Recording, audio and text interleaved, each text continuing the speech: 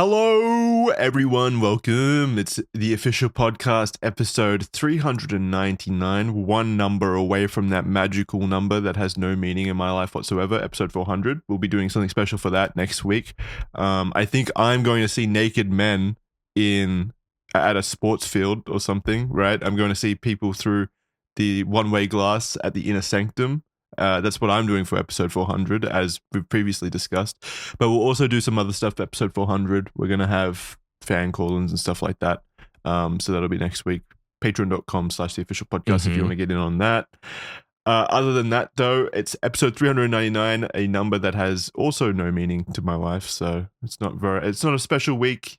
But we're going to make it special because this week I'm joined by Kaya and Charlie, and we're going to go over something that's kind of been fascinating me passively, I would say, over the last 6 months, just seeing how much it's exploded online. Have you guys heard of a phenomenon called BookTok? BookTok? Like TikTok for book readers or something? Yeah, basically. It's like a subgenre on TikTok where women share they share like videos of them reading books and talking about books. Very wholesome stuff, as you could imagine. But that's not why I want to talk about it today. Why I want to talk about it today, and Meat Canyon actually made a video on this very recently, and it kind of sparked me to look into it even more than I had passively looked into it in the past. Basically, it's like ultra horny stuff. It's one of the most horniest parts of the internet that I've ever seen, and it is a crazy level of. Is it just this new genre of woman fucks the werewolf or like a dragon? Oh yeah, there's stuff like that. Yeah, Jackson sent me a screenshot of one of the or a photo, I guess, of the backside of the book, and it was something like, Deborah is a 40-year-old single mom, but one day she gets swept off her feet by an orc. It's like, what the fuck am I reading? That used to be really popular with Chuck Tingle, like Dr. Bigfoot, attorney at large, haunts my butt, that kind of stuff. Yeah. I was literally, doing research for this, I was trying to desperately remember, because we talked about Chuck Tingle on the podcast previously. Mm-hmm. I was desperately trying to remember him to put him in the show notes, because I remember laughing a lot at the book titles, and I wanted to get some excerpts from his books to read out loud, but I couldn't remember his name, and I couldn't remember what to search to find him. Have you actually read Chuck Tingle's books? Some of them, not cover to cover, but I've read pieces of them. Yeah, pieces. And how, are they as funny and salacious as the, title suggests? I think the novelty kind of loses its fun after a few pages, because it's like, well, you know where it's going, and it kind of always goes to the same place with like butt pounding, like the velociraptor pounds my butt, that kind of stuff.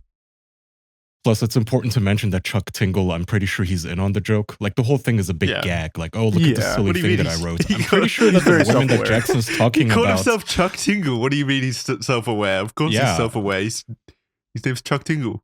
That's what he's real name. But I think the women reading the I'm getting fucked by a gang of orcs type books, they're unironically into it. No, it's not a joke. They're reading it cover to cover multiple times even. It's not a joke. Whereas I don't think anyone would read Chuck Tingle's books at all, really. It's just like a gag basically. Like, who's going to read Buttception, a butt within a butt within a butt? Like, or Taken by the Gay Unicorn Biker. Yeah, what did I call it? Like a white elephant's gift that you give people on Christmas for a gag. Like, haha, I got you this. Yeah. Yep. But that's not BookTok. Sadly, the people on BookTok don't share Chuck Tingle work. They're not known to do that. But they do share fantastic... Oh, Jesus, I'm nursing a sneeze. They do share fantastic pieces of literature that are destined to turn anyone on. Do you guys remember how this all started, though? I'm going to give you some guesses as to how this started in the modern era, if you guys want to take it, because how could we forget this? 50 Shades of Grey? You got it. 50 Shades of Grey. God, that time was special. Isn't 50 Shades of Grey about like a billionaire who sweeps a woman off her feet? And they have like it's more or less. Sex? It's like an average lady, average everything, and then one of the wealthiest men in the world falls in love with her and they do like BDSM and stuff. That's kind of the 50 Shades of Grey MO. And it started, if I remember correctly, as Twilight fan fiction.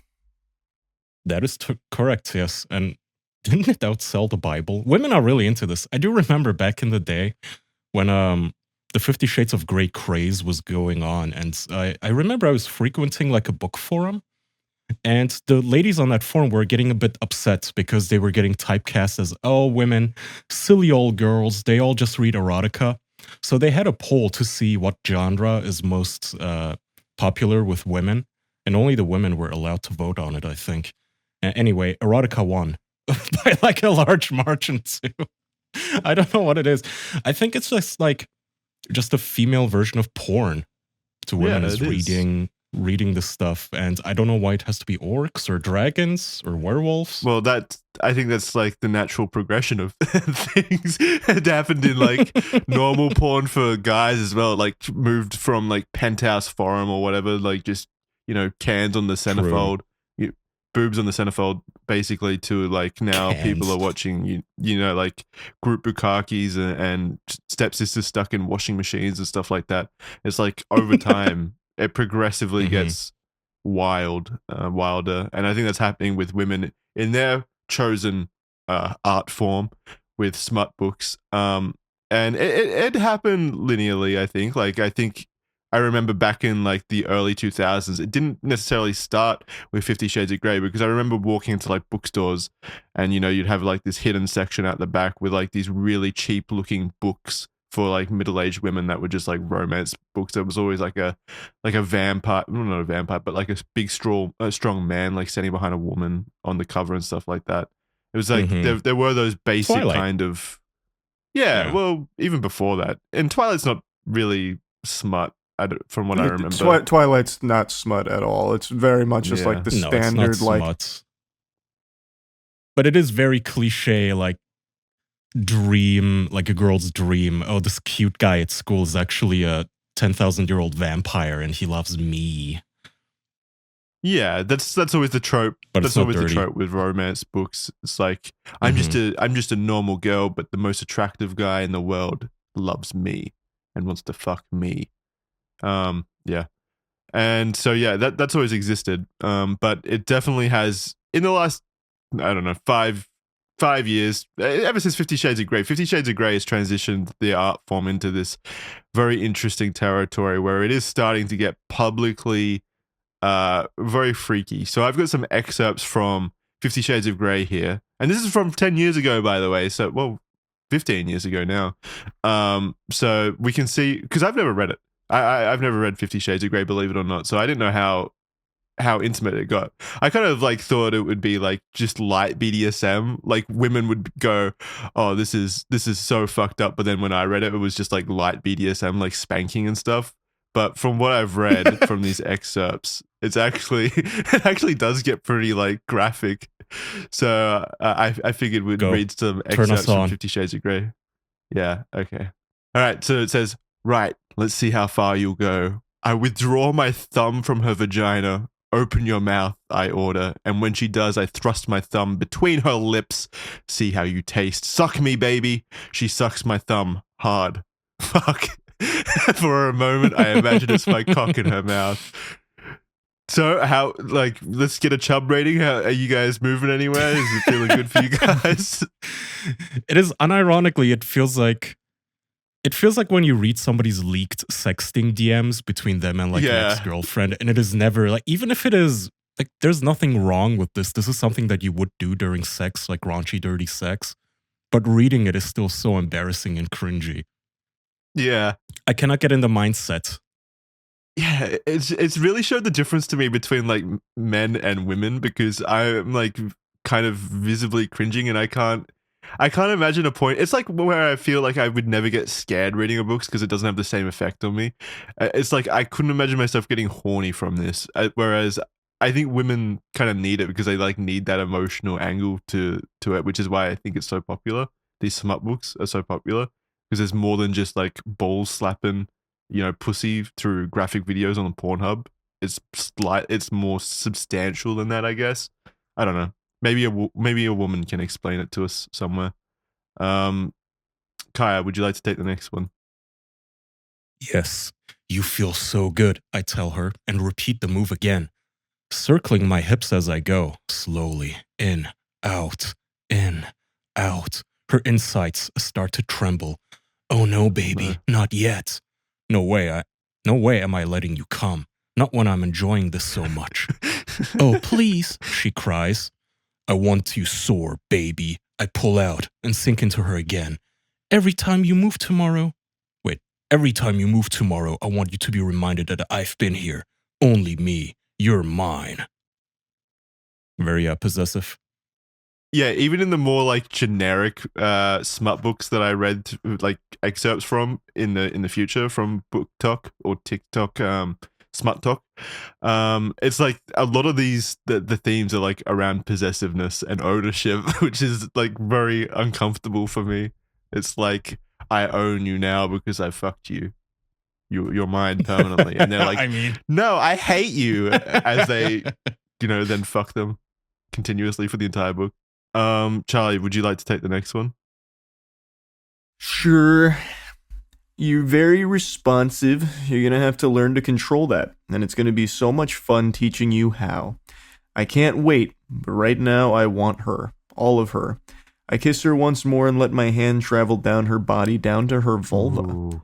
I hold her, feeling her heat. Slipping my index finger through the lace of her panties, I slowly circle around her. Fuck, she's soaking. Yeah, that's good. That's good. That one I actually like. That's very descriptive. Is this book written from his perspective? Like all of it? Yeah, I think it goes chapter by chapter. They do the perspective shift thing where it's half of it is from his perspective and half of it is from Anastasia's perspective. Anastasia. Okay. Yeah. Are you taking the next one? All right. He's trying to decide if there's anything bad. This is what Jackson does, by the way. Whenever there's something embarrassing to read, he makes me read it. I know, it's not that. Fucker. Well, Charlie, you don't really want to talk, man. I've just read all of 50 Shades of Grey already. Well, not all of it. I've read most of this. It's where I adopted the word sodden from. So I'm very familiar with most of these excerpts from the sacred texts. Yeah, all right. I'm fine to continue reading if you'd rather continue reading, but it's a lot of reading. You've also even got the fourth wing in here from Rebecca. Yeah, the fourth wing is another very popular. Read it. Okay. Stop being meta. One of you read it. Which one was I up to? I release her and let her continue, closing my eyes and surrendering to the rhythm she set. Oh God. What is that about her inexperience that is so arousing? Is it that I'm enjoying all of her firsts? Suddenly she draws me into her mouth, sucking hard, her tongue torturing me. Fuck. Whoa, Anna. She sucks harder. Her eyes are alight with feminine cunning. She sucks harder. Her eyes are alight with feminine cunning. This is her revenge, her tit for tat. She looks stunning. All right, well, okay, maybe I get where it's coming from. Maybe I get the genre now. This is pretty good. Charlie, you saw the movies, right? Yeah, I saw all three. Yeah, what do you think? Does it actually live up to this kind of detail? No, it's much more watered down. It's not even really porn, and that's why most people didn't like it, because it doesn't really follow the books. Like, it doesn't get into any real BDSM or anything. So it's just like a really diet version of 50 Shades of Grey. So it didn't hit. Well, that's not true. It did really well in the box office, but most of the book fans didn't appreciate it, and most people with eyes didn't appreciate it either. They're not very good. What was the rating on it? Was it like PG-13? No, it was R. It was R. That's where one of my favorite lines in cinema comes from. It goes, Christian Grey's talking to her, and she said she's about to sign a contract to have sex, and then she finishes signing it, and she goes, "Are you going to make love to me?" And Christian Grey leans over, gets close, and he says, "I don't make love. I fuck hard." Well, that's very cringy. He does, from what I've read. You guys figure anybody has those fantasies about Elon Musk and his like weird fridge body? No, but Mark Zuckerberg, on the other hand, have you guys seen recent photos of Mark Zuckerberg? Yeah, he's in good shape now. Yeah. Yeah, whatever PR firm he hired, it's working. People are actually liking him now. I remember, like, it was just a year ago, right, when he did the body surfing pictures on 4th of July. It might have been the year before. Yeah, with the face full of white. Yeah, like all like an albino, basically, super white and chubby. But now he looks like a fuckboy that you would see at kind of like Coachella. He really does. I don't know what happened. And people, obviously, everybody always circulates that photo of him sitting in Congress, being interrogated, looking like an actual fucking lizard android. But now, yeah, I mean, I don't know, something changed. He finally got a good PR team, and they're just here. Get in the octagon, do some push-ups, get some sun. Lay off the sunscreen, you nerd. Just get some sun and tan, and it worked. People like him. Yeah. Yeah, I mean it's working well for him for sure. We can finish up here on this topic by I just wanted to go over these other popular Smut Talk books that are very popular on Smut Talk at the moment. So there's Hooked, and it says Wendy has been cloistered away most of her life by her wealthy, cold father, but a spontaneous night out with her friends turns into an intense and addictive love affair with the dark and brooding James. As much as she knows James is dangerous, Wendy can't seem to shake her desire for him. But as their relationship grows more heated and she learns more about the world he moves in, she finds herself unsure if she's falling for the man known as James or the monster known as Hook. So this is a love book, a smut book about Peter Pan, basically, a retelling of the Peter Pan book. I was not expecting that. I was not expecting there would be a series. I don't know. I guess, yeah. Are there any smut books about Winnie Pooh? Didn't Winnie Pooh enter the public domain like a couple of years ago? I wonder if there are, like, getting fucked with honey. Maybe we should write that one. I just don't know if it's as popular anymore, so people probably haven't adopted Winnie the Pooh yet there. Winnie the Pooh's got to be more popular than Peter Pan, right? There is a horror movie. I meant the whole genre of like erotic fiction. It's so popular. On TikTok, it's like 4 billion like views, and also on like a lot of these books have sold over like 2 million copies. That sounds weird to me because isn't that a bunch of young girls? Like, how old are the ladies reading this stuff? It's not. Yeah, again, it's not. It used to be like 40-year-old women maybe on like 50 Shades of Grey. That was always the meme anyway. But now it's like 20 to 30, that range. All right, Charlie, what have you got this week? I mean, Boogie admitted to everything and gave you flowers. Are we just not going to go over that? I mean, didn't we last week? Didn't he admit it last week? No. This is new. What? No. We haven't. This is. I forget what new. we talked about last week, but the whole Jackson Clarke was right thing was from this week. Do you not have clips? I thought that's part of what you sent me. No. No. I had the fuck. Okay. Don't worry about the somebody clips. in chat sent me the Jackson. We have to at least play the "You Were Right" clip. I put it at the start of last week's episode because it released during that time period. Oh, I'm pretty sure, but we can live watch it. So I see. So you retroactively added it. Yeah, but only the clip itself. Okay. Yeah. I see. It's a cold intro on last week's episode, which is pretty funny. Beyond that clip, which we've all seen at this point, where he goes, Jackson Clarke was right about everything, etc., etc. Well, not everything. He like pettily adds that. He goes, he was right about for those who haven't seen it, he's reading Keemstar's just basically has a gun to his face and he says, read the super chat, you little bitch. And he does. And as he's reading it, he goes, Jackson Clarke was right about everything. Well, not everything, but he had just cause and I was wrong and I lied about everything. And he basically just bends the knee and like Charlie said, gives you flowers. Yeah. And so after that, what happened is Keemstar and Boogie still did LolCowLive last week. And Boogie had a melt. Did you watch it, Charlie? I watched some of it. The most recent LolCowLive I didn't bother to tune into because it really feels like now Boogie's just the cash cow. So it's just going to be like a constant, Boogie over exaggerating everything to be the most comical bad guy villain he can drum up. That's kind of how I feel. Yeah, it's kind of just lost the authenticity. Mm-hmm. Yeah, it just feels like, oh, am I just doing what Keemstar wants me to do? Because I genuinely, at this point, I'm thinking Keemstar probably sends Boogie a script before every episode. Like, okay, at minute 36, I'm going to call you a little fat bitch. And you're going to say, yes, I am a little fat bitch, Daddy Keemstar. And then I'm going to pretend I'm firing you. You know, it seems it turned into pro wrestling, feels like. So I'm the enthusiasm went out, the air kind of went out. I was talking to Jackson, I did invite Boogie onto our show, and I've not heard back.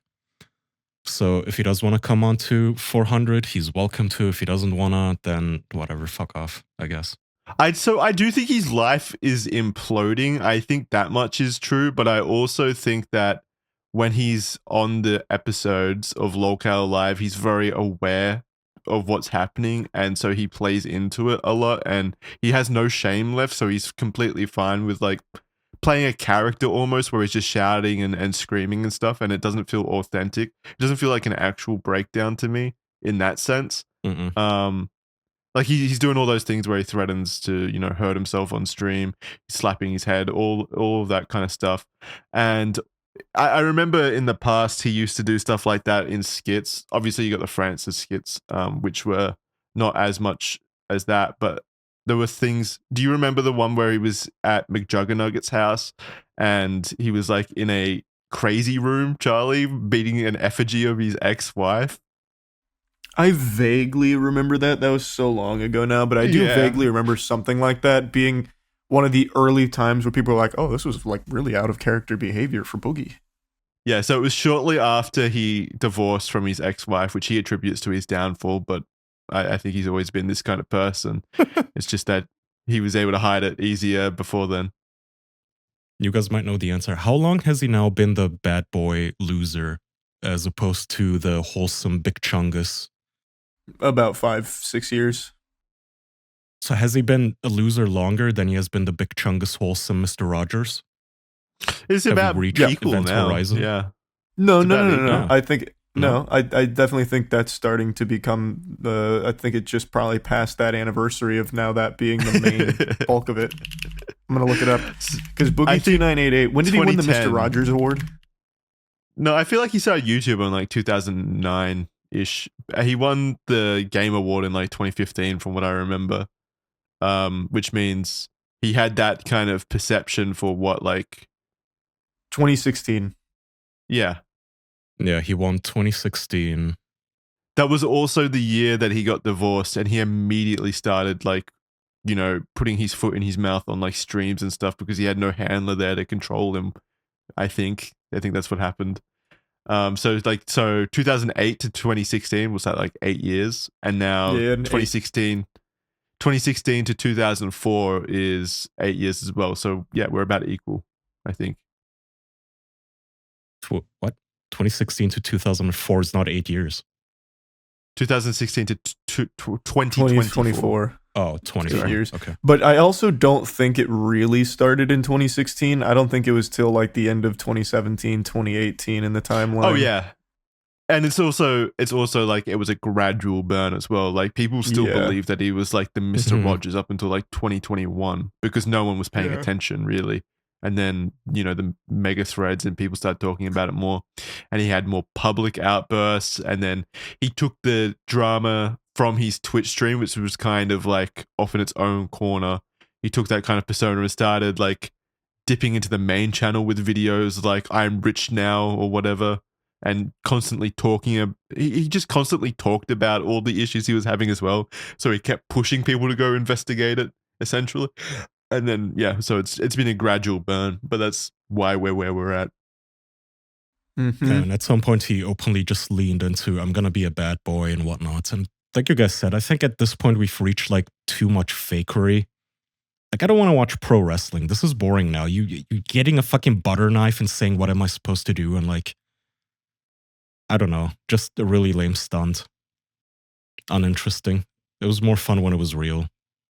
I like when he's being like exposed and held accountable for all of the, you know, dumb shit and fucked up lies that he's, done in the past. But at this point, it feels like he's actually getting off to the attention or whatever. Like he's being performative about it. And that's what I don't like, because it feels like he's kind of getting what he wants, which is weird because his whole life is imploding. How do you realistically compete against someone? I don't know if that's the right word.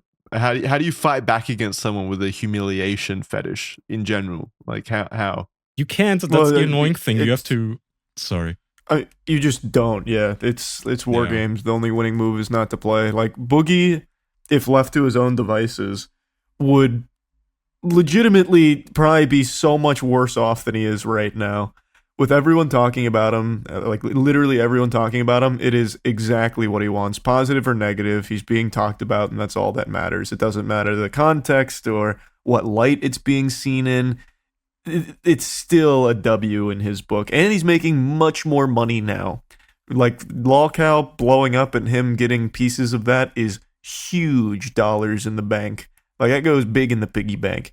So it's not like you don't win. I guess the only thing is if you have fun doing it. Like it's a more of a personal thing. You're not fighting Boogie. Yeah, I guess. Like Jackson, I'm starting to believe, I really do believe this now. Boogie doesn't care about you calling him out so much. Like, yeah, you kind of live in his head rent-free sometimes when it comes to these topics. But outside of that, I don't think he thinks about you. In fact, maybe he looks at you positively because you help spearhead more attention on him. Don't put that on me. Don't do that. I won't be able to live with myself. We're not blaming you, but I completely agree. And I don't think it's even that Boogie-centric. This is going to sound really condescending, but I don't think Boogie has a lot of agency in his own life. I think it's fucking Keemstar. And honestly, Keemstar's kind of growing on me just for being a showman and writing all this shit. He's like a lamer version of Vince McMahon. You know, he's just orchestrating the stuff with the lamest fucking wrestlers on the planet. He has Boogie and his Wings of Redemption. But yeah, I don't know. It's not as fun anymore when you do. Like last week, I think they had the stunts that they're going to fire Boogie. But he's still on every episode. They're not going to fire him. On every stream, every single day. It's just a storyline. There's no way they fire Boogie. He is LolCowLive. Like, he is the mainframe. They're not going to fire him. Yeah, I mean, what's going to happen? Like, Boogie leaves, and then it's just going to be Tommy C and Wings of Redemption. Wings. Yeah. Like, I mean, Wings of Redemption, though, is like entertaining. Like, Wings of Redemption, I've come around on as well. Like, he is just pretty entertaining. Like, putting on the top hat and shit and just being, like, really cold about everything. I like Wings. I didn't know anything about him until... Well, there was that documentary that I think Down the Rabbit Hole did on him. I watched that, and I actually came away feeling sorry for him because I think he's fucked up. He's made mistakes in the past. He's his own biggest enemy, though, but he still feels to me like a redeemable figure. Or someone who, is probably a pretty decent guy at the heart of it and wants to do the right thing, maybe. But yeah, watching LolCowLive and shit like that, he's always the most likable person in the room, basically, from my perspective. He's funny. Yeah. Real quick, does anybody have that clip of, I think it was an episode yesterday or the day before where Boogie calls Wings racist? Anybody have that? Why? That really amused me. It was, huh? What led to it? Boogie he was lying about being on the phone with his sister or something like that. But Keemstar, as always, he was whipping Boogie and said, "Boogie, my bitch, call your sister right now on the show." And Boogie did. And he had a sister on the phone, and his sister sounded very, very Southern. You know, she had that Southern drawl. And Wings said something like, your sister sounds like she makes really good fried chicken. And Boogie fucking started screaming that Wings is racist. And everybody said, well, how the fuck would we know that your sister is black or something like that? But Boogie tried to get a hit on in what? Wings. Okay, I cannot find this clip, I'm sorry. Isn't that Boogie being racist then? Yeah. What? I mean, Boogie, it wouldn't be the first time. Nobody knew that any like racial stuff was involved. I think Wings just mentioned that she had a Southern accent, and that's it. And Boogie immediately He said he has black family members. Yeah. Okay. Weird. weird that he went that direction immediately. But he said some shit like, I don't like Muda, like I don't like curry. No, he didn't. Did he actually? What? Because Muda's Indian, he went straight to curry? Boogie is, like, I actually do think Boogie is legitimately a racist. Like, his old tweets did that all the time. Yeah.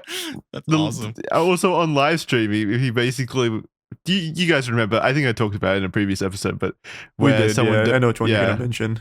Yeah, a black person or a person of color or someone messaged with a donation of $5 or whatever, and Boogie replies to it going, "Oh, thanks, that's a lot of money for a person like you," or something, a person of color. It's like, what are you fucking, why would you say that? How does it even come to your mind? You're not a fucking awesome. Racist. Oh man, he's so effortlessly cringe.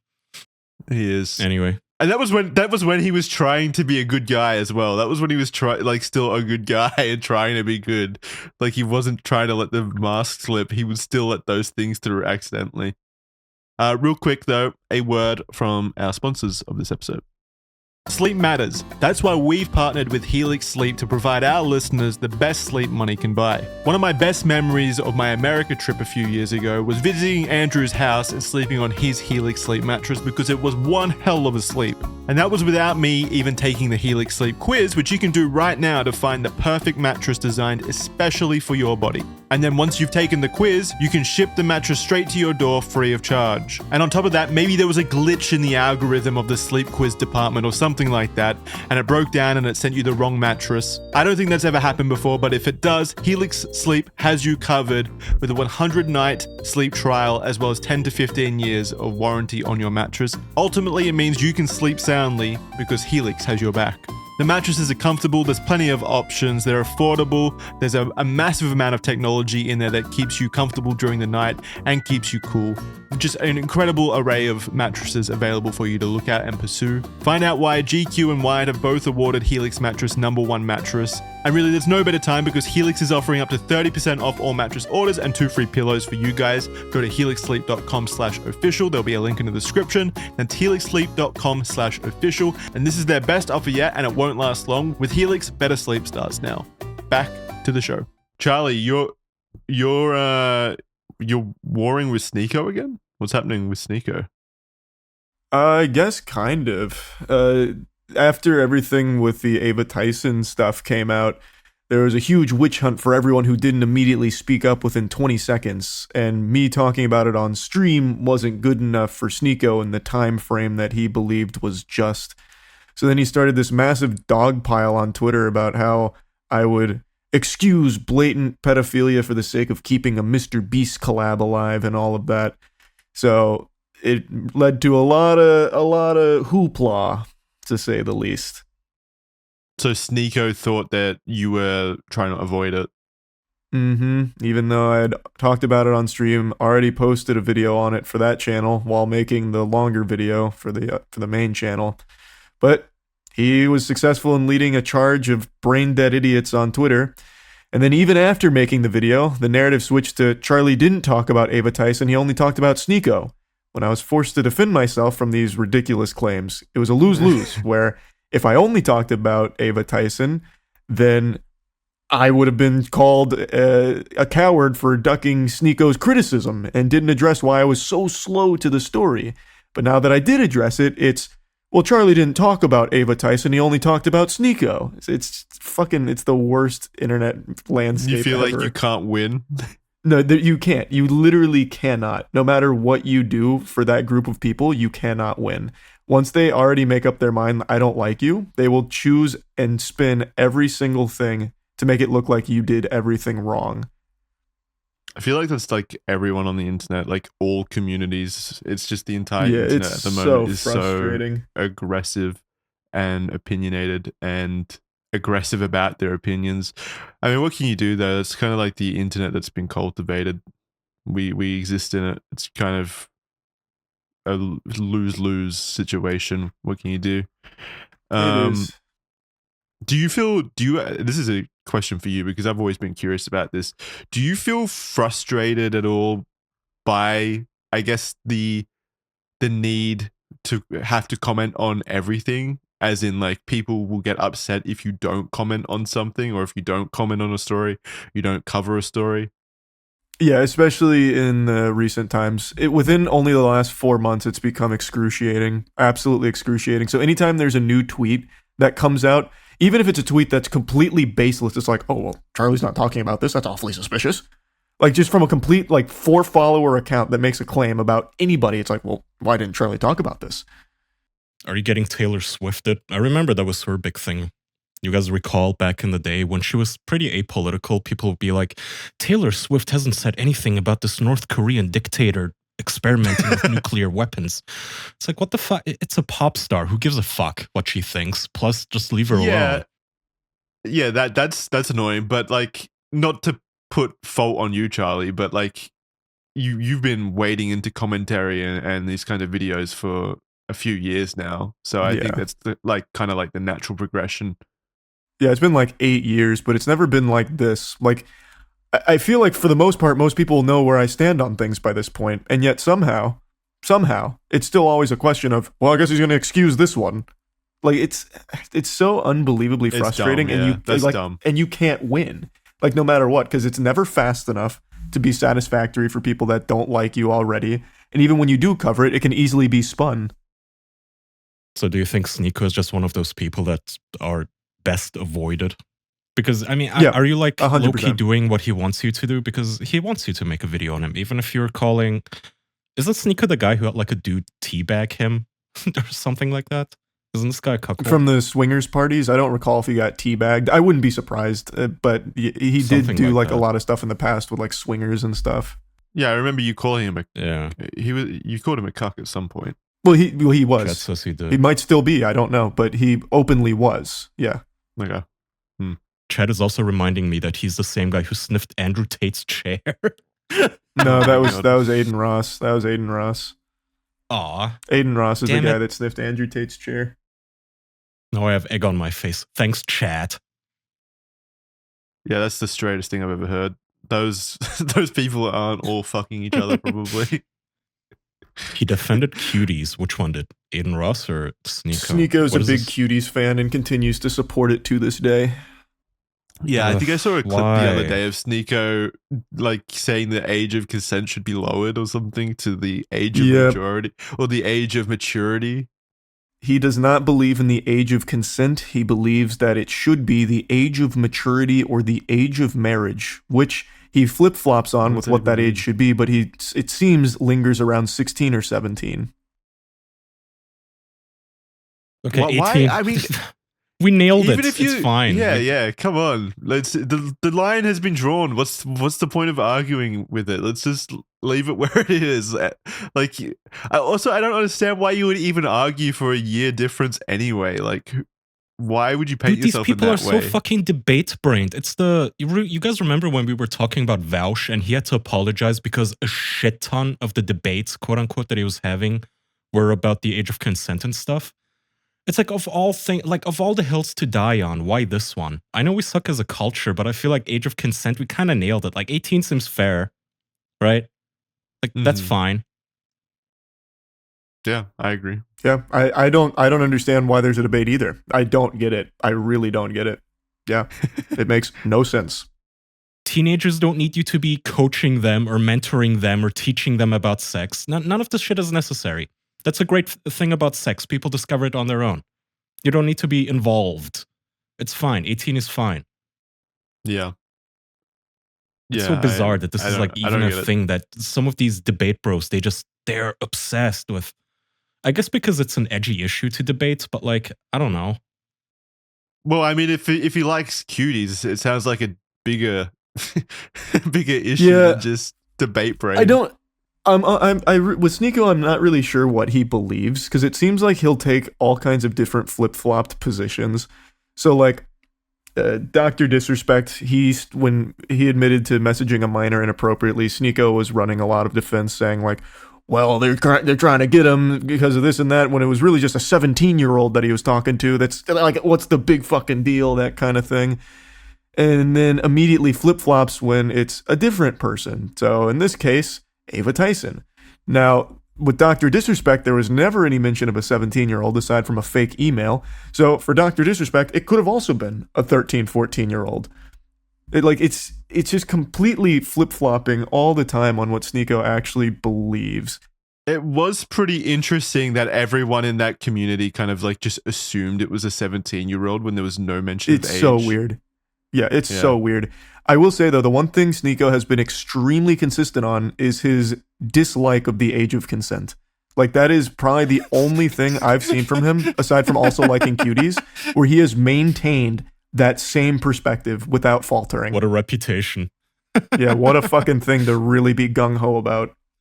Is it like the desperate need to be like a free thinker? Like I don't know. I don't know what societies, it is. Break free of the matrix and realize that all the rules are there to be broken, basically. And it's Sneako's world. We're just living in it. But it's the worst thing to focus on, like break free of the matrix. Okay, what? Talk about the fucking Federal Reserve like I do, autistically screaming at my friends. Like, do that shit. Why does it always have to be the age of consent? It is so bizarre. To be obsessed with like, no, when she's 14, that's the optimal age to have children. Like, what the fuck? Find a different obsession, bro. Yeah, I agree. It's super fucking weird. And it's kind of, it seems like it's become kind of like a mini trend on Kick itself, because I've been watching some YouTube documentaries on some Kick like streamers. I can't remember their name. I think one's like Mike Heel or something, maybe. That could be Heelmike. Heelmike. Yeah, do you know anything about this one? It basically it's a bunch of dudes going out partying, and it seems like they play the content up to pick up like 16-year-olds on stream, basically. Like they pretend like they don't know, but they're 16, and then they take them back to like their house and like party with them a bit. There was like drama with that dude. Oh, I remember what you're talking about. Yeah, some streamer, he basically slept with a girl, and then she had to like verify that she's of age. For some reason, he had like photos of her ID too. Didn't he?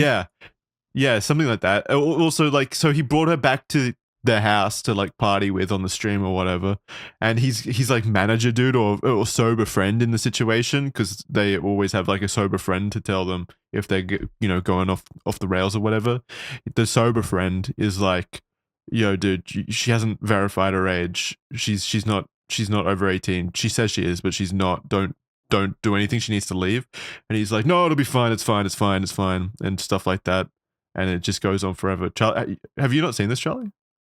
I remember when it was happening, I saw a little bit about it, and then apparently like they hooked up, and then the community messaged that girl's father, who said that she was like not 18 or something, and then that got called into question. Like, it was a huge fucking mess, and I don't remember everything about it. I just remember bits and pieces from it.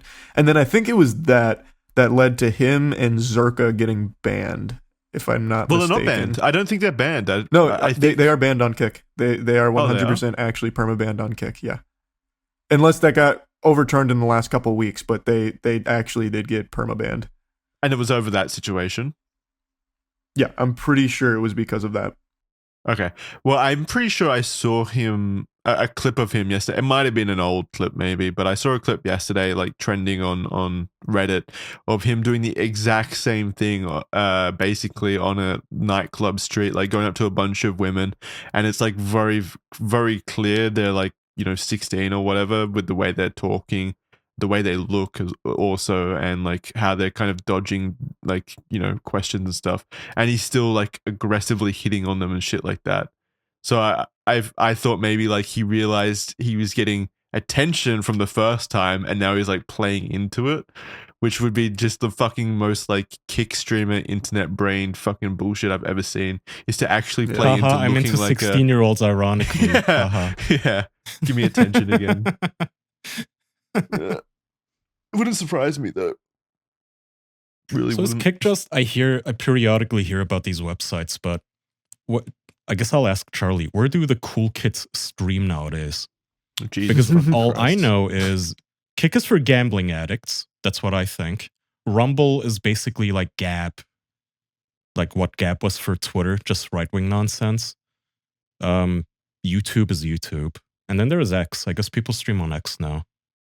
I don't know any X streamers, but if you ask like the broad streaming community, the cool people are on Kick. And the pedophiles, the open predators and shit, like that's a small portion that just give Kick a bad name. But all the cool people are on Kick. Who's saying Kick is cool? Who? Just the broad everyone who watches Kick streamers really they go hard for Kick. Like Kick is the place. So they are constantly there are so many Twitter accounts dedicated entirely to Kick being W. Like everything that Kick does is amazing. Like there are people that are die-hard Kick enthusiasts. So is it just because they allow gambling, or isn't Kick sponsored by a gambling company? It's made by Stake, which is crypto gambling, and the reason it's viewed that way is because the bad boy streamers go to Kick. Ooh, so the ones that are advocating for well, the ones that are very open and free speech, this and that. Twitch is this oppressive, awful ecosystem. They go to Kick. And, a lot of them were paid to go to Kick. I don't know how many went there on their own accord, but that's where the bad boys are. So it's viewed as the cool spot. You've got to admit it is kind of impressive that they are as popular as they are, given they entered into an ecosystem dominated by YouTube and Twitch. By Amazon and Google, yeah. It is impressive. What Kick's been able to do is extremely impressive, for sure. I think snatching up all of those streamers from Twitch with really huge money offers and huge profit splits and all that was extremely smart. I think it's beyond impressive that they're even somewhat competitive with the big boys in the platform. It's good to have competition, but you're telling me they're suffering from the Gab problem, right? For those who may have forgotten, Gab used to be this Twitter competitor that started a bunch of years ago. And it was exactly the same thing. It was, hey, did you get banned off of Reddit and Twitter and all these other sites that don't allow free speech? Come on, Gab. Just pure racism and conspiracies and nut jobs. That's not surprising. Yeah. It was literally, nobody wanted to fucking use it because it's boring. Well, it was legitimately just vile. Kick is not. It's not to that level. Not entirely. Some of the streamers they have on there are just actually decent people that go there because it's a really enticing money offer. But the ones that some of the ones that do go there are the ones that are legitimately dangerous to be around. So there was a streamer that recently got perma-banned. Well, recently is relative now. It's been 6 or 8 months, where his streams would be going through Omegle, and he would try and get every girl on there to flash her tits on stream or something. And he did that even for people that admitted they were 15 and 16 years old. What? Yeah. What? Yeah. Oh yeah, I vaguely remember that. I remember that guy. Uh-huh. He got banned, surely. Yeah. And completely disappeared because obviously it's a crime. Yeah. But there have been a lot of streamers on Kick that do that. And the one that I always name drop is Suspendus. Suspendus is an early Kick adopter. And what he has done many times is he has gone on stream and just fucked prostitutes. In one of the instances where he fucked a prostitute on stream, there was a child in the room on stream while he was fucking a prostitute. And this guy is still not banned on Kick. In fact, he was one of the poster children for Kick because he was an early adopter and one of the most subbed to channels on there. And that's the kind of shit that he would do. So while there are normal people on Kick making good content, there really is this huge fucking infestation of people like the guy asking 15-year-olds to flash their tits, or Suspendus fucking prostitutes with children in the room on stream. It's all absurd. Yeah, it's funny. Well, that's not funny, obviously, but it's incredible to me that as soon as there's less restrictions in Twitch, it just goes into full degeneracy mode. Gambling streams, fucking prostitutes with children in the corner or whatever. It's where's the middle ground? Obviously Twitch isn't crushing it in terms of content moderation and stuff like that. No, definitely not. No, they're not. And the issue is that you need to lay off people a little bit. YouTube has gotten so worse. I think I was telling Jackson, to the point where most YouTube videos I watch now, they even bleep the words fucking shit now, or they mute it. And I was asking Jackson if this is automated because every YouTuber I see does this now. And the reason is because YouTube wants to be Like they want all of YouTube to be YouTube Kids and auto-playable because people just put an iPad in front of their kids to nanny them while they do fucking coke and drugs. And it's so frustrating because, or fuck prostitutes. Like you do need a platform. There's a space here to be had for somebody to just have a sane platform. The same platform we had like 5, maybe 6 years ago, right? It's kind of like wild the direction the internet took. Like there's got to be a middle ground between Kick's everything goes policy and like Twitch's and YouTube's kind of like there are so many restrictions, but also these select few, obviously are allowed around the restrictions. Everyone else can go fuck themselves. Or yeah, I don't know. What's your main problem with Twitch's policies, Charlie? How inconsistent they are. It's ridiculous how they can't maintain like the same rule set across the board for all streamers. Yeah. So like what rules apply to some streamers don't apply to others. Like the favoritism's crazy and that's never changed. And I don't think it ever will change. Like that to me is the biggest glaring issue with Twitch. Yeah, I agree. Is it not the same on YouTube? YouTube, for the most part, from what I've seen, it's kind of all the same across the board. Like, I can't think of too many instances where someone gets fucked for something and someone else doesn't. Usually, YouTube fucks everyone equally. What an endorsement.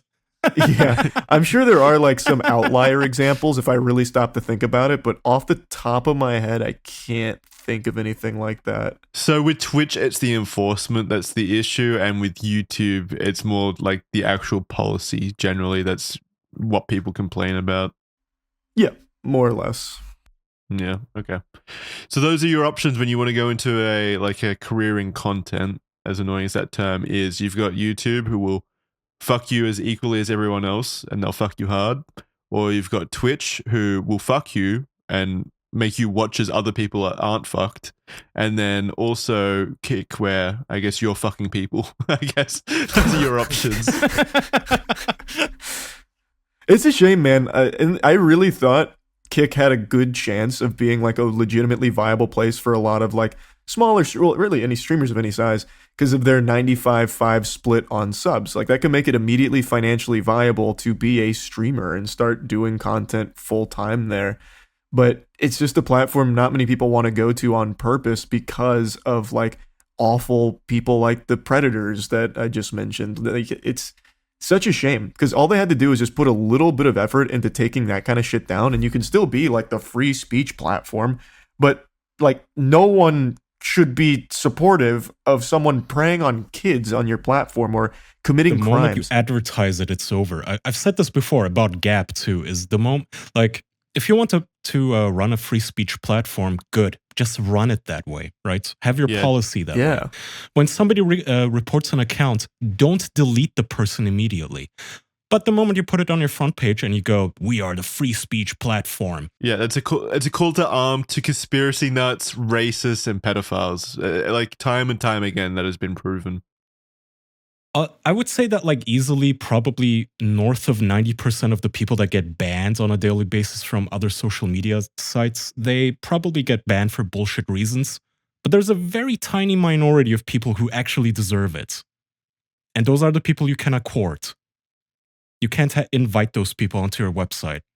I'm going to push back there. I think it's the other way around. Probably like, probably most people deserve the bans they get, and then there's a a decent chunk of people that go too far. That don't meet that requirement, but are reported or whatever otherwise for. That's fair. You're probably right. I'm just saying there is a tiny chunk of people who genuinely deserve it, and you cannot fucking invite those people into your home.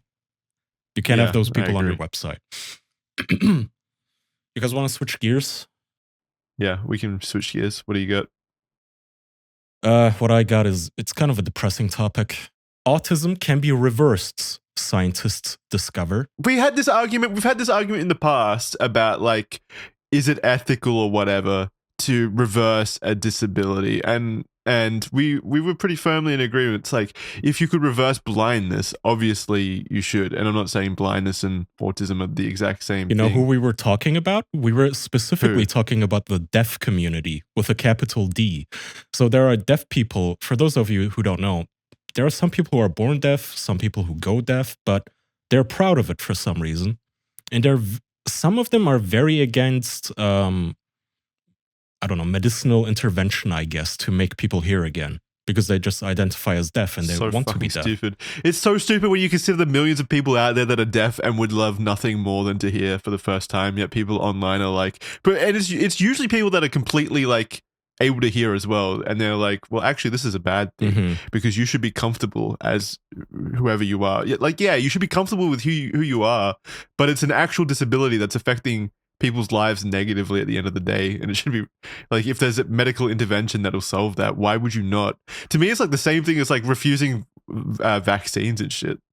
It's just entirely, I think it's just entirely up to them. Like, 100%. I think it's very odd to get mad at someone for deciding to try and work on something that might make their life easier. Like, I don't understand why you'd get upset, but if you're someone that doesn't want that, then don't. Like, it's not being forced upon you either. Yeah, you should never force anybody to do this, but yeah, it is silly. So I thought, in case you're wondering, how did they do it? So they did a twin study, and they reduced the autism score of one of the twins. Twin P scored a 43 out of 180 on the autism treatment evaluation checklist in March 2022. This was reduced to just 4 by October 2023. Yeah. They nuked the autism. And I thought, okay, what kind of a fucking, like, this has to be a drug cocktail, right? No. The twins underwent behavioral analysis, speech therapy, and a strict gluten-free diet and nutrition program as part of the trial to reduce inflammation. The diet was casein-free, a protein found in milk, low sugar, had no artificial colors or dyes, 0 ultra-processed foods, primarily organic and locally sourced. The girls were also given daily supplements of omega-3 fatty acids, multivitamins, vitamin D, carnitine, and others. I don't know what carnitine is. Wait. Good diet. Wait. So just that, I immediately don't believe this. Yeah, it is mind-blowing. Well, so I actually learned a lot about gluten because a buddy of mine almost had like a catastrophic health incident, all tied back to gluten. Gluten is actually, from everything I understand and everything I've learned from his set of unfortunate circumstances, is so fucking bad for the majority of people, and they don't realize it. So for him, he was like debilitatingly sick for a while. Like, if I remember correctly, he said he was like shitting blood. Nothing. Yeah. He had a gluten intolerance. So he was like shitting blood. He couldn't like walk some days because he was in so much pain. Like, he was miserable. And he actually thought that he had like some kind of bowel cancer. So he ended up going to a specialist to get everything investigated and taken care of, like figure out what was going on and get a diagnosis. And it turns out he didn't have anything like that. He had like a couple of polyps, but nothing like cancerous. What it was that was causing all of that discomfort was gluten. So what he did is he cut out gluten, and he immediately, like within days, bounced back to like full energy, like full blown himself again. And if you guys remember, we had someone on the podcast a long time ago who also had like a gluten intolerance. About I do remember that. Who was that? Yeah, I can't remember. It was so long ago. I don't remember who it was. Yeah, neither. But gluten is apparently so fucking bad for your body as you get older. It's crazy. So I'll probably have to like get serious about getting gluten out at some point too. Yeah, it seems like as you get older, a lot of people start to develop a gluten intolerance. What? This is going to be a fucking stupid question, but what is gluten? Gluten's like bread, right? Like stuff in bread? It's more than that. Gluten's in a lot of things. But mainly in like things like bread and that kind of stuff, like your baked goods. Shit is it like that. Exactly what it sounds like? Is it like something that binds things together, like a glue? Yep. Mm-hmm. Well, yeah, I could see why that would be bad for your body then, right? Well, I always knew that inflammation is bad, right? Inflammation isn't something you get like when you break your ankle or something. Yeah, it's like arthritis is like inflammation, right? Yeah. It is, yeah. It's chronic inflammation. It's always bad. I didn't know that it was so bad that you could literally cure autism by simply eating better and dissipating the inflammation in your body. And this makes sense too, by the way. Like the rise of autism.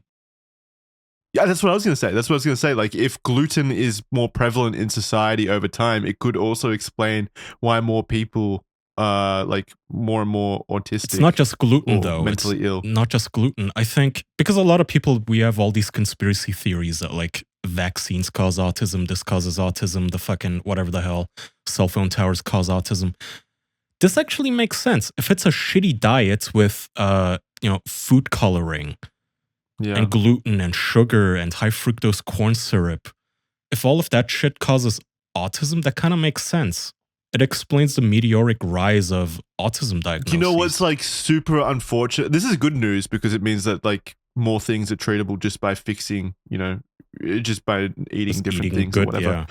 Yeah, but what's unfortunate is it also gives ammunition to all those fucking douchebags over the last 10 years who have been like, you're not mentally ill, just drink a beer and eat better. You know, those kinds of guys. It's like actually giving ammunition to them in a way. Like you can solve this. Is that the same by demographic? well. The people saying eat better and drink beer? Well, no, they're different demographics. I remember like Keemstar was like, at some point, you're not depressed, just have a beer or something. I'm like, okay, not to me. Well, beer has gluten, so don't do a beer. Yeah, don't do beer. Get a gluten-free brewski. Vodka. But I've absolutely drink 190 proof Everclear for health. Yeah, but I've absolutely heard people over time say like, diminish people's mental illnesses or whatever by just saying it's just your mood, just go out and, get some sun or whatever. They just be little things saying like, hey, just feel better, eat better, and it's fixed. But so back to the diet thing, though, it actually is astonishing, like the more I looked into it a little while ago, just how much a good diet plays in like your overall health, even in things you would never expect. It's fucking ridiculous. So like dairy is a huge one. Dairy is extremely inflammatory, and as most people get older, most people become somewhat dairy or lactose intolerant without ever really like noticing. And by cutting out dairy, there are so many people that report like crazy benefits, like big ones, just like gluten. So gluten and dairy, I think if you cut both of those out, you probably become like a fucking superhuman overnight. It's unreal. Have you tried cutting gluten out? I did. I went gluten and dairy free like a year ago, but I couldn't make it more than a stretch of 3 days without accidentally eating something with gluten. So I never really got a good run. It's difficult. Yeah, because you don't want to be the guy at the restaurants like, hey, I'm getting the bulgogi. What are you getting? I don't know. Soup. It's awkward. It's difficult. Dairy's easier to cut out than gluten. Gluten is in so many things you would never expect because everything uses wheat I'm being exaggeratory. So many things use wheat in some capacity, which gives rise to gluten, the menace. So it is just such a hard thing to cut out because you can never be 100% sure with what you're eating and what's inside of it, especially if you order out. It's just so difficult to avoid gluten. It's so hard. Like Kai said, at restaurants, it's a difficult situation because, most restaurants have gluten-free options, but it's also like this. You ask for the gluten-free menu and it's like 3 things, maybe, and then you're limited to those or whatever. So it's tough. The big one, this was the saving grace for a little bit for me when I tried this. Rice it has no gluten. So you can have anything rice-related and you avoid gluten entirely.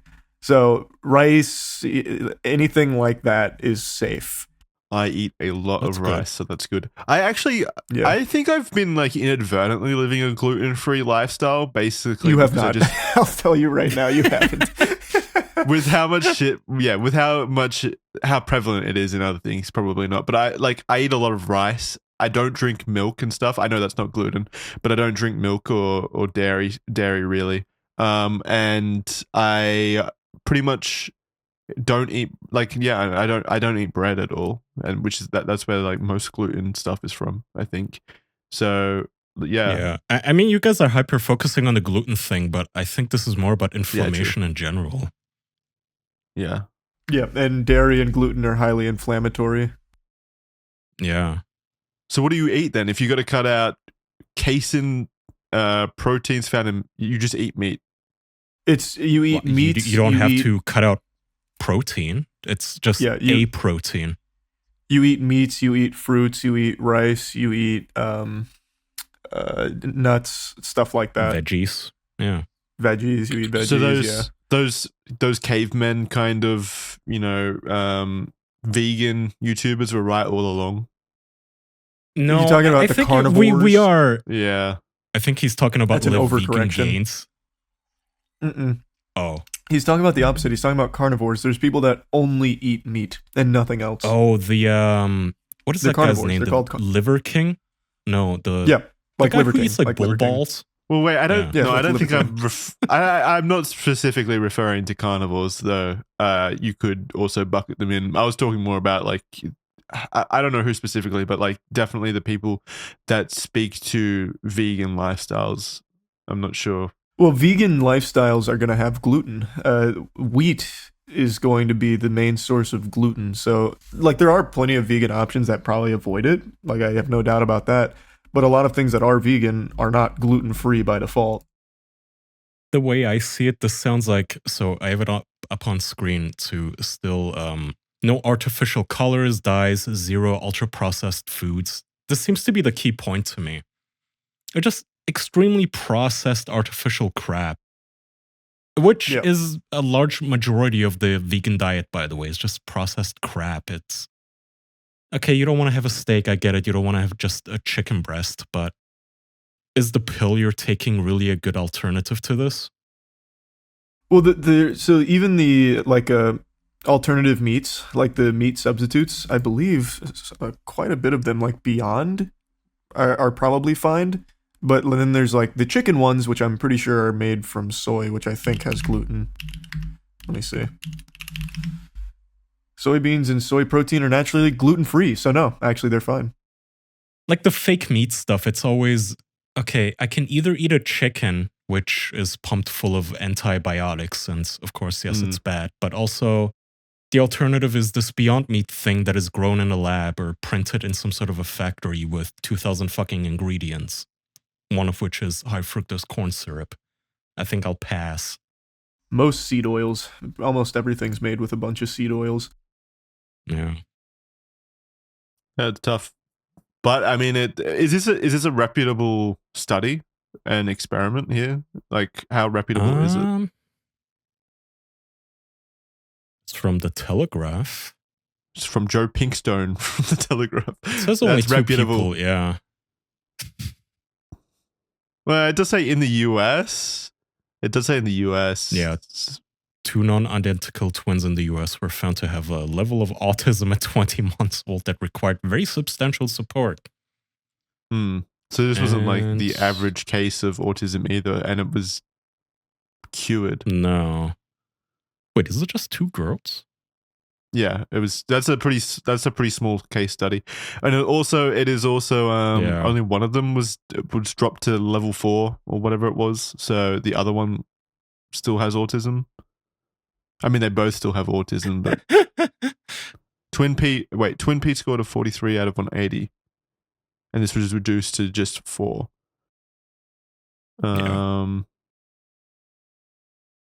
Good for her. Well, you know what? Me and my people, we're gonna stand for autism pride, and I'm not gonna let, even if I have to hide under floorboards. I don't think anyone's coming to force feed you non-gluten-free food. I think you're fine. I think I actually will try gluten-free, dairy-free again. I'm gonna see how it goes. It's just so fucking difficult to do. Well, what I found interesting about your lifestyle change, right, is you started doing gluten-free, no dairy or stuff, but you replaced it with alcohol. Surely that's like also unhealthy. But no, this is way before I started drinking. Oh, really? Does alcohol? What does alcohol have in it? Surely alcohol doesn't have gluten. In it. Beer does, like vodkas and stuff. I don't think do. Vodkas are just made out of potatoes, distilled potatoes. So I don't think so. Yeah, but they don't have. I don't think vodka even has carbs, does it? I don't know. Beats me. I'm not a vodka scientist. I just drink it. Beer, yes. Yeah. I think beer has, I mean, that's made from hop, so. Do you drink beer now, Charlie, or are you just spirits? No, I'm still just not a beer guy. Never have been. Neither. I hate it. Yeah. All right. Do you guys want to wrap there? Yeah, we can wrap there. Yeah, sure. Alrighty. Thank you guys. Thanks for hanging out with us. Thank you very much. Patreon.com/theofficialpodcast for bonus episodes and early access to videos and stuff. You can actually see me next week. Guys, I've been invited as the preeminent Boogie expert onto Some Ordinary Gamers podcast with Mudahar. So they've invited me on to talk about Boogie because they need an expert in the field on the ground. So you can catch me there probably next week. I think I said I'd come on. Other than that, patreon.com/theofficialpodcast. Bonus episodes. We've got Red Thread, Criminally Supers coming up soon, and more official podcast stuff. We're recording one today. Yeah. Oh, fuck, we are. And also next week. No, sorry. Yeah, next week is episode 400, so we might take some call-ins. So yeah, patreon.com/theofficialpodcast if you want to be a part of 400 episode celebration kind of thing. You can talk to me about the naked men I saw at my football game, so that's very exciting. Yeah, thank you very much. Really appreciate it. See you. Thanks. Bye-bye. Bye-bye.